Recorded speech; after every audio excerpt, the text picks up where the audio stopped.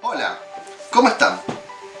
Muy bien, vamos a continuar en esta clase con la segunda presidencia fundacional. En la primera, Mitre pacifica el Estado, ¿sí? Unifica este pensamiento. En realidad lo único que es pacificarlo a fuerza del ejército nacional. Y ahora viene una segunda parte que es muy importante y creo que es la que más delimita a la Argentina, lo que más empieza a parecer a la Argentina de ahora. Llegan las elecciones, termina el mandato de Mitre, se presentan, desde la parte de los federales se presenta Urquiza, desde el pensamiento federal se presenta Urquiza a las elecciones, y los liberales lo postulan a Sarmiento. Se hacen las elecciones y las elecciones sale ganador Sarmiento. ¿Por qué dije que lo postulan a Sarmiento? Porque Sarmiento estaba en Estados Unidos y estaba siendo el embajador en Estados Unidos de Argentina. Entonces, en realidad, a Sarmiento le avisan que había ganado las elecciones. Se entera en Estados Unidos y viaja para tomar el gobierno. Cuando llega y asume el gobierno, Urquiza le regala un gorro y una bata. ¿Qué significado tendrá el regalo? En ese momento se dormía con gorro, ¿vieron? Y una bata para recién levantarse de la cama. Lo que quería decirle Urquiza con ese regalo, en realidad, era: Sarmiento, duerma tranquilo que yo no me voy a poner a oponer a usted. Entonces eso Sarmiento le dio una cierta tranquilidad.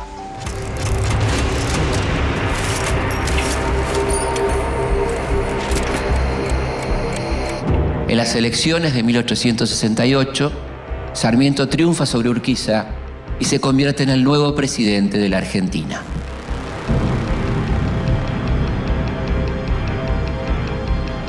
A pesar de la derrota, Urquiza ya no quiere pelear con su antiguo enemigo. Como símbolo de amistad, le envía al primer mandatario un gorro y una bata para que pueda dormir tranquilo. 2 años después, el entrerriano invita a Sarmiento a su lujoso palacio y lo recibe con todos los honores. Este gesto del histórico líder federal, o uno de los máximos referentes de los unitarios, es tomado como una traición y muy pronto tendrá sus consecuencias.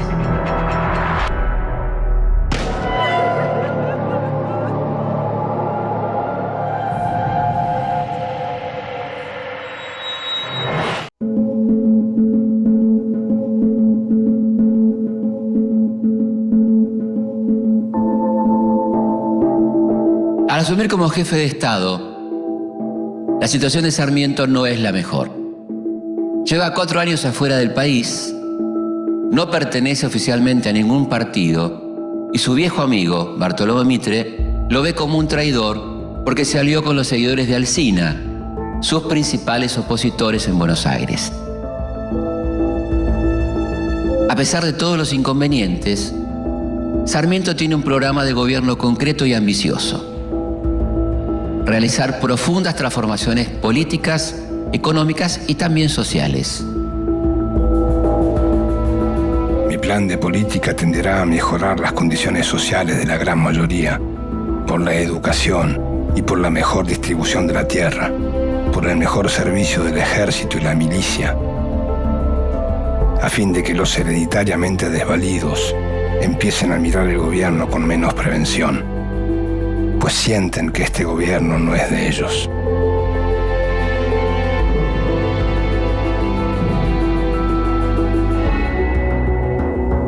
Según sus palabras, busca civilizar al país. Su modelo a seguir es el de los Estados Unidos. Por estos años, Estados Unidos es el mayor ejemplo de transformación social del capitalismo. Después de la Guerra de Secesión, el norte industrialista y antiesclavista extiende su proyecto a todos los estados. Durante la presidencia de Sarmiento se aprueba el Código Civil, que busca actualizar las leyes y dotar de seguridad jurídica a los nativos, pero también a los extranjeros, que son una parte importante del proyecto sarmientino.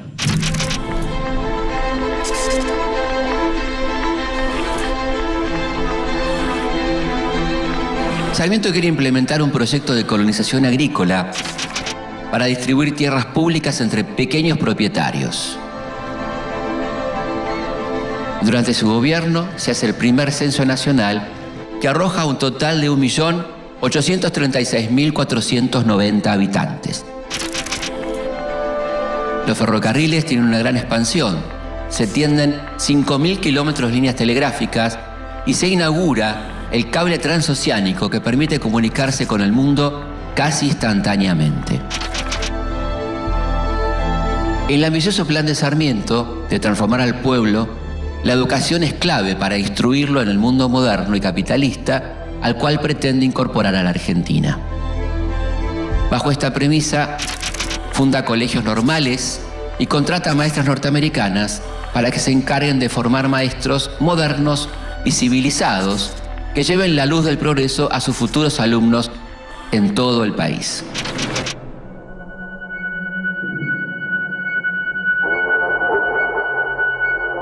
Por todas estas innovaciones y su obstinación en llevarlas adelante, comienzan a llamarlo el Loco Sarmiento. La mayoría de la clase política le es adversa. Como cada facción tiene su propio diario, la prensa lo ataca constantemente. Sarmiento debe conducir a un país en guerra, un conflicto que lo tocó de cerca. En él perdió a su propio hijo, Dominguito.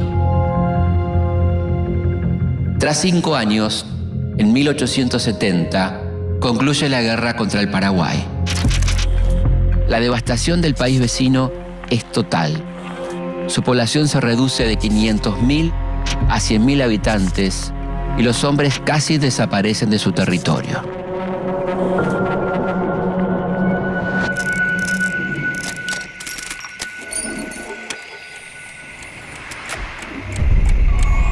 El 3 de febrero de 1870, al cumplirse 18 años del triunfo de la batalla de Caseros, se reúne en la provincia de Entre Ríos el presidente Domingo Faustino Sarmiento con el expresidente Justo José de Urquiza.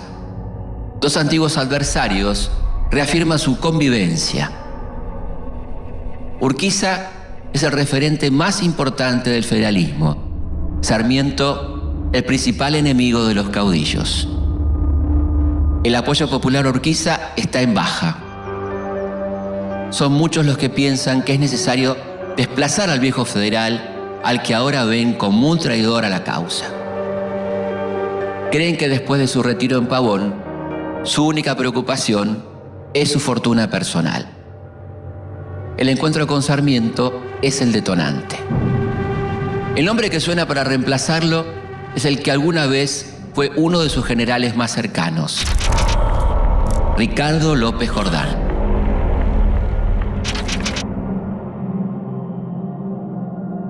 La revolución estalla al atardecer del 11 de abril de 1870.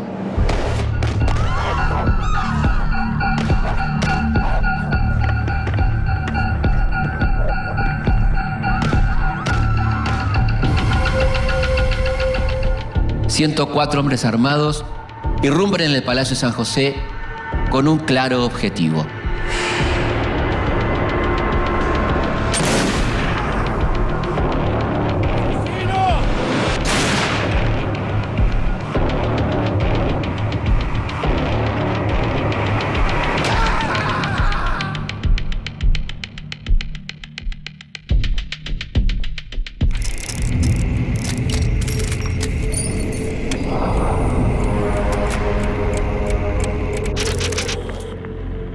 En su lujoso palacio, el viejo líder del federalismo se desangra.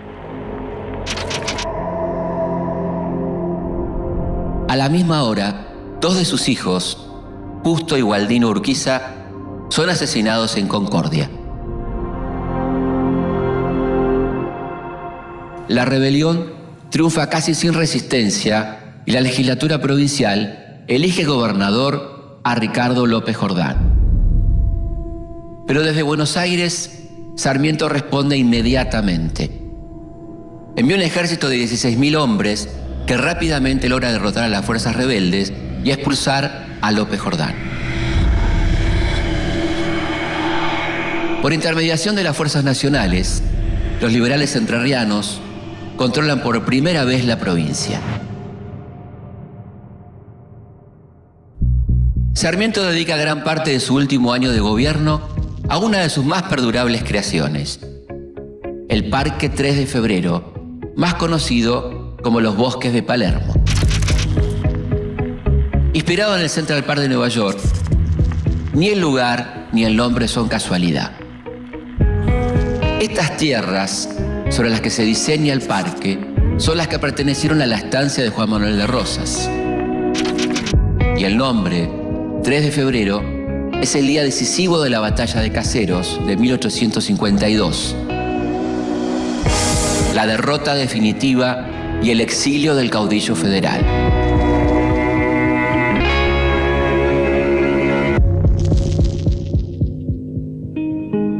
Cuando el mandato de Sarmiento concluye, el país ya consolidó su aparato estatal.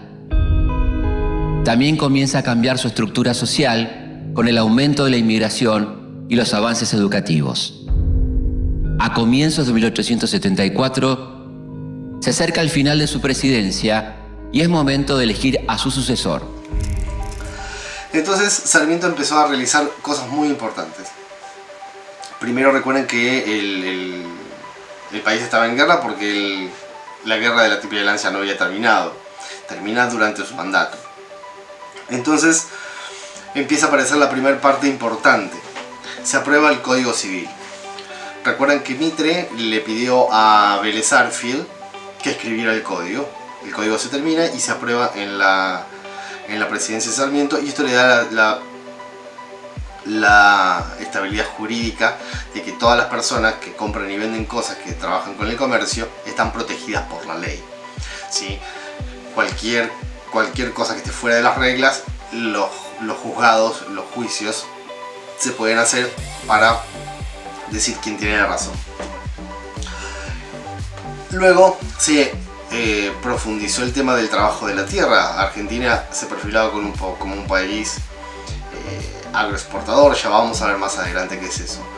Entonces la riqueza de Argentina está en la tierra, está en el campo, en lo que produce el campo. Entonces necesitábamos que mucha gente trabaje en el campo, y empezó a dar tierras para que se pueda poblar y se pueda hacer el campo. Pero bueno, ya vamos a ver que el territorio es una parte que la termina de generar Avellaneda más adelante. También se hace el primer censo nacional. ¿Qué sucedía? Para poder dar políticas de gobierno y para poder hacer actos de gobierno que realmente le sirvan a la gente, tenemos que tener información. La información también es cuántas personas hay, si saben leer, si saben escribir, si tienen algo de educación, de qué trabajan, a qué se dedican, qué es lo que saben hacer. Para eso es el censo, ¿sí? El censo se cuentan todas las personas que hay en el territorio y también se recaban este tipo de información. En Argentina, en ese momento, había alrededor de 1.800.000 personas. Piensen que en toda la Argentina había 1.800.000 personas. En Mar del Plata hoy viven 1 millón de personas.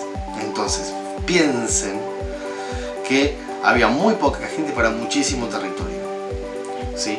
Una de las cosas importantes también que se agrandó fue el tema de los ferrocarriles. Se crearon un montón de líneas ferroviarias para poder traer todos los productos de la tierra a Buenos Aires y poder exportarlos. Pero Sarmiento también quería que se unieran los pueblos del interior, ¿sí? Este era un pensamiento federal también de Sarmiento, porque él lo hacía en pos de el bienestar de la gente. Y otra cosa importantísima, que era estar llegando al futuro, porque Argentina, Sarmiento asume en 1868 y termina su presidencia en 1874. Ya estamos terminando el siglo XIX y arrancando, ya faltaba poco para arrancar el siglo XX. Entonces los adelantos tecnológicos cada vez eran mayores. Entonces el telégrafo era una manera de comunicación a distancia, rapidísima, casi instantánea, que se estaba empezando a crecer en todas las partes del mundo. ¿Qué es el telégrafo? Bueno, ahí te lo muestro. el telégrafo es un aparato que por medio de señales eléctricas mueve una aguja que marca el papel. Si vos lo mantenés apretado haces una línea, si lo apretás por corto tiempo haces un punto. Entonces Samuel Morse, un pintor norteamericano, inventa este código que cada letra tiene un código de una raya y un punto, y un aparato generando estos pulsos lo recibe otro aparato en otra parte del mundo y va generando ese código y lo va escribiendo en un papel. Entonces es un mensaje de texto casi automático. Pero ¿qué pasaba? Había que conectar a Argentina con el mundo. Entonces se pone el cable transoceánico submarino. Es una línea, un cable eléctrico que conectaba a Argentina con Europa para poder usar el sistema Morse. Y ustedes fíjense ahora que hoy mismo tenemos un cable que va desde Las Toninas, en la provincia de Buenos Aires, hasta Europa, pero no es un cable eléctrico, es un cable de fibra óptica, ¿sí? Ese cable de fibra óptica lleva la señal de internet de Argentina a Europa. Entonces, se corta ese cable, nos quedamos sin internet, muchachos. O sea que el cable todavía transoceánico sigue existiendo. No es el único, hay varios porque se van conectando de esta manera digital, ¿sí? Pero es un cable que lleva mucha más información que un cable eléctrico. Los continentes. Bien, ¿sabían ese dato curioso? Y por último, la educación era vital. Por eso nosotros celebramos el Día del Maestro cuando muere, en la época que muere Sarmiento, en el 11 de septiembre, porque Sarmiento, además de haber sido profesor y haber dado clase, él está convencido que la educación es lo que va a dar el bienestar y lo que va a modernizar el país. Entonces trae maestras de Estados Unidos, pero no para que le enseñen a los chicos, sino para que le enseñen a los adultos. ¿A quiénes les enseñaba? A las maestras que después les iban a dar clases a los alumnos, ¿sí? A los niños. ¿Para qué? Para que pudieran traer todas esas ideas de Estados Unidos, porque Estados Unidos estaba en ese momento a la vanguardia de la educación y de los países liberales. Entonces ese era el modelo que quería Sarmiento, tanto económico como tecnológico como educativo. Entonces la presidencia de Sarmiento es una de las más importantes de las presidencias fundacionales, ¿sí? Y aquí ya el país se está pareciendo mucho más al que conocemos nosotros, y la próxima presidencia, que es la de Nicolás Avellaneda, termina de conformar la última parte que nos queda. Eso lo vamos a ver en el próximo capítulo. Entonces ahora sí, con todo lo que estuvimos charlando ahora más el video, contesta las preguntas del documento del video. Hasta la semana que viene.